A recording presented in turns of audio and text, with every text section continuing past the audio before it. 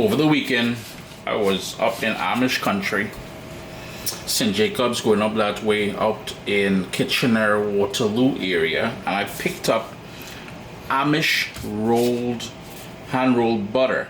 Now, it was pricey, but I'm always looking for new and exciting ingredients to try. And the little research that I did, the typical North American butter is a few percent lower in fat content than European butter.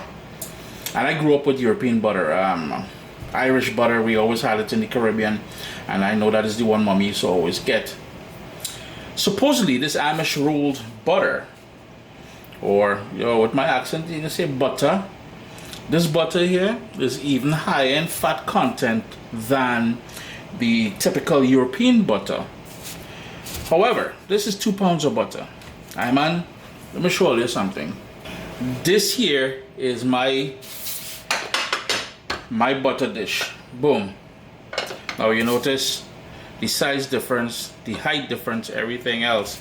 This is not fitting there, and I like to keep my butter on the kitchen counter because I'm a huge fan of bread, and I love spreading butter on bread. So it can't fit here. Plus 2 pounds of butter. What am I going to do with 2 pounds of butter all at once? So I'll show you guys a little trick that was passed on to me. And this is the sort of slab of butter that we have here. All there is cow's milk and salt. That's it. And supposedly, like I said, it's higher in fat content. So what I'm going to do, and this is what was recommended for me, is to cut logs.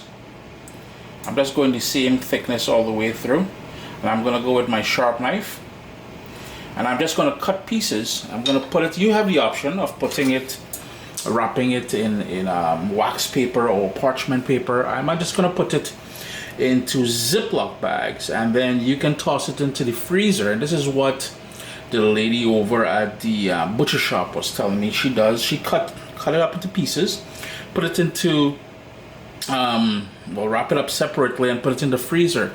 I know I will go through this quite easily.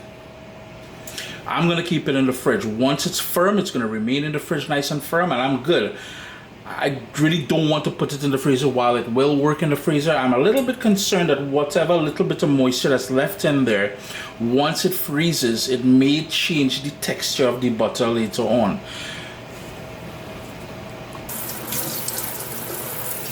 Just ran my knife under hot water, and this has been on the countertop here in the kitchen for a few hours now, so I know it's soft.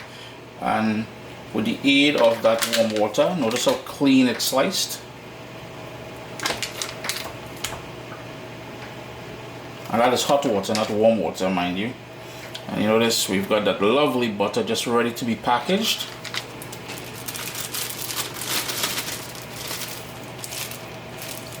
And it's that easy. All I'm trying to do now is, as I seal it up in the bags, I'm trying to suck all the, take all the air out of it as much as I can. You have the option of putting it into the freezer, or as in my case, I have a fridge downstairs, that my sort of backup storage fridge. They're all going to go in there. So Chris here, CaribbeanPot.com, not a recipe. Certainly nothing Caribbean, because I don't think I've ever seen anyone making their own butter in the Caribbean. But that was yesteryear. I think lately now you've seen a lot of people making cheeses and all that stuff like that. So yeah, in the event, you buy 2 pounds of butter, this lovely Amish butter. This is the way you would treat it. You can't keep it all on the countertop at the same time, so put it into pieces, and whenever the occasion calls for pulling out your good butter, pull out your good butter. Irie. What's up, soldiers? Don't forget to click subscribe. If you've already clicked subscribe, hit that bell notification thing. I want to all you missing out on the new videos, man. Come on, click.